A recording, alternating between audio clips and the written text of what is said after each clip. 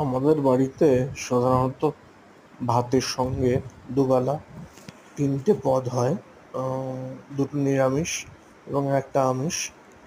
তো আজকের না শেষ পদটা, তিনটে পদের 3 নম্বর পদটা বা আমিষ পদটা ছিল ওমলেটের ঝোল।